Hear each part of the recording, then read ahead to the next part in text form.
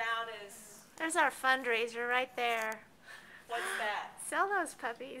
Yeah. Well, you might want someone who can sew a little better.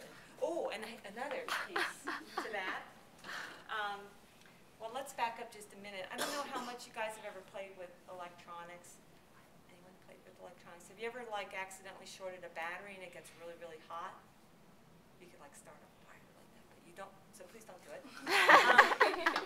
The one thing you have to be careful of is typically when you put an LED onto a battery, you can't just directly connect it.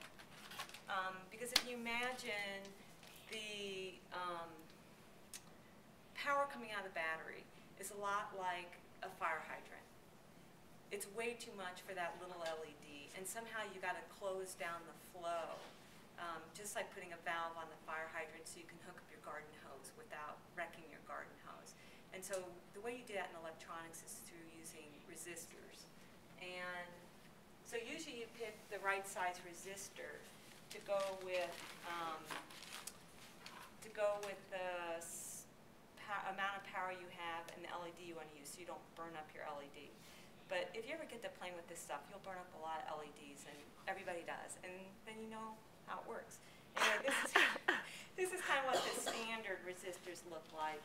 These are the old-fashioned kind that you would solder in.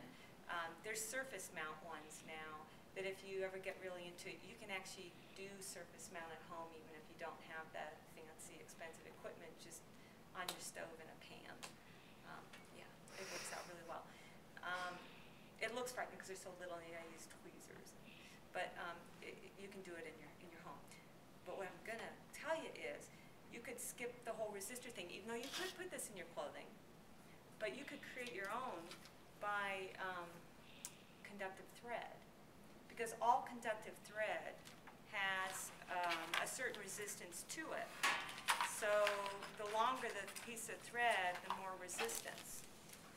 So for really thick thread, that's the most conductive, and that's the least loss. And I'll pass this around. It feels a lot like yarn. And that's what was in the first sample. SparkFun sells it. You can get tiny bit better prices by searching out on the internet. Just look for conductive thread. The one negative to what SparkFun sells is it really unravels quickly. And there's a site, if people are interested, I can send out links, but it has a really good comparison of the thread that's available from different places. And you can look at the resistance and how badly it frays and all the particulars about it to help you decide.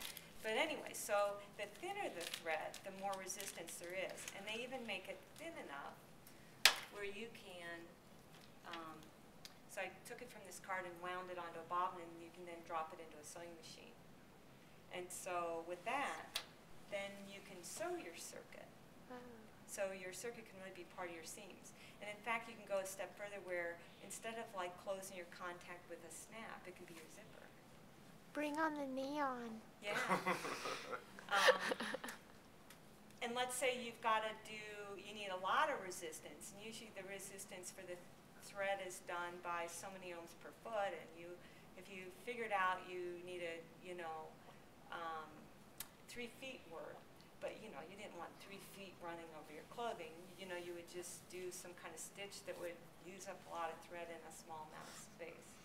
But your seams and decorative stitches could actually be part of your soft circuit. So on this one, the bobbin was the conductive thread, and the top one was regular, because the type I had would only work in the bobbin. One company sells a type that can go either in top and bottom.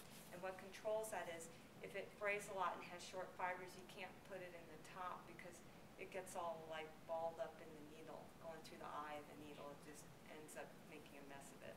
But the thicker side of this is the conductive thread. So I'll pass that around. So the materials I have for you tonight, you don't have to worry about any resistor on it because the LED is matched to the voltage of the battery. And what else do I need to tell you on these LEDs? On these LEDs, So LED stands for light emitting diode. And the one thing that's in common with all diodes is electricity only goes in one direction. Okay, now, I'll date myself. I wonder if they still make one side flat, because that used to help you know, remember. I think they do. Yeah.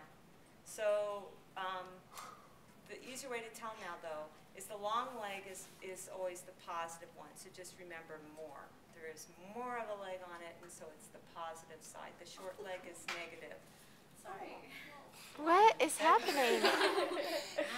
Global warming. Oh. What happened? So the positive always has to be in your circuit connected to the positive side of the battery, the negative to negative, and not to worry if you get it backwards, it just doesn't light. It's not like you'll burn it up or whatever. You have almost no chance of burning up the ones tonight. So. Almost no chance. Yeah.